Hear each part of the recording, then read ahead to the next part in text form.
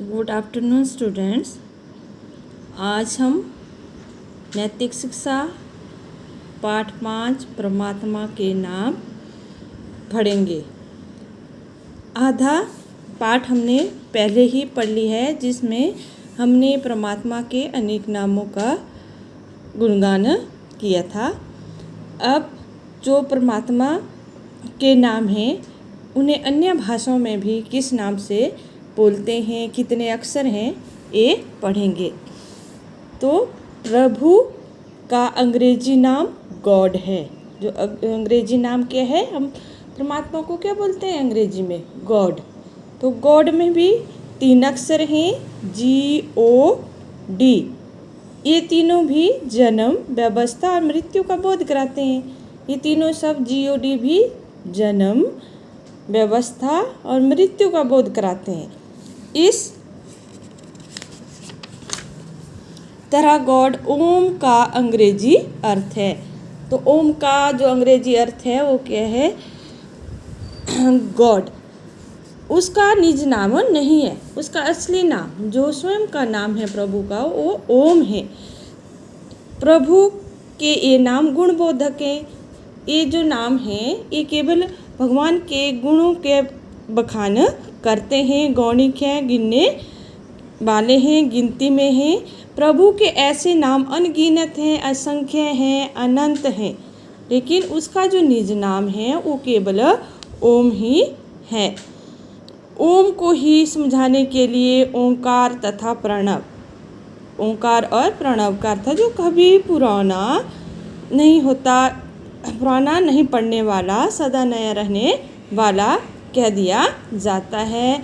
ओम में भी कितने अक्षर हैं? गॉड की तरह ओम में भी 3 अक्षर हैं, अ, उ, म। अब जब हम अ और उ और म बोलते हैं तो हमारे जो मुख का आकार है वो कैसा हो जाता है? जब हम उच्चारण करते हैं ओम का, तो उस पर आपने जब ओम बोलोगे तो इन तीनों अक्षरों को बोलेंगे अ, उ, म।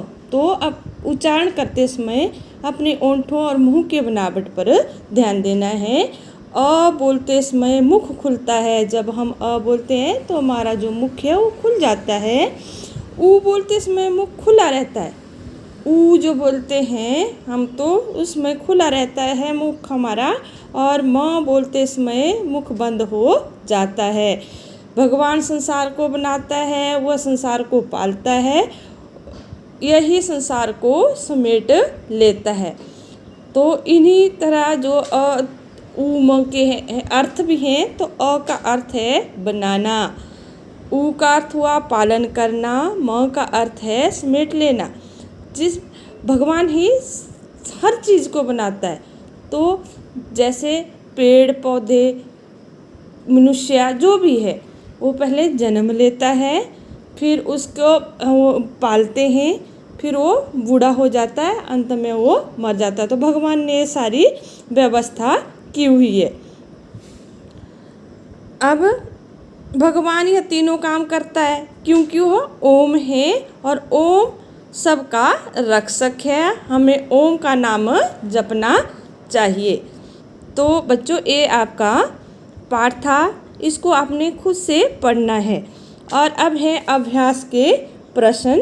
तो जैसे परमात्मा का निज नाम क्या है? तो परमात्मा का हमने पहले ही पढ़ा है, परमात्मा का निज नाम ओम है। ओम, इसमें 3 अक्षर कौन है? तो ओम में 3 अक्षर आपने ऊपर ही पढ़ा। ओम में 3 अक्षर अ, उ और म हैं। परमात्मा को रहीम क्यों कहते हैं? परमात्मा को रहीम इसलिए कहते हैं क्योंकि वह सब पर रहम करता है, तभी वो क्या है? रहीम है। परमात्मा के 5 गौणिक नाम लिखो। गौणिक नाम मतलब गिनने वाले, जो हम भी बोलते हैं, जैसे प्रभु, परमेश्वर, ईश्वर, अल्लाह, गॉड। तो ये क्या हो गए? 5 नाम गौणिक हो गए। अ, उ, म का अर्थ बताओ। तो आपने ऊपर चैप्टर में पढ़ा है, पाठ में पढ़ा है, अ का अर्थ क्या है? बनाना। उ का अर्थ है पालन करना। म का अर्थ है समेट लेना। तो बच्चों, ये आपके अभ्यास के प्रश्न थे, लेकिन मैं इन अभ्यास के प्रश्नों को आपको लिखित रूप में भी भेजूंगी। आपने इस पाठ को अपने आप भी पढ़ना है और समझना है और इन प्रश्नों को अपनी उत्तर पुस्तिका पर लिखना है। So thank you.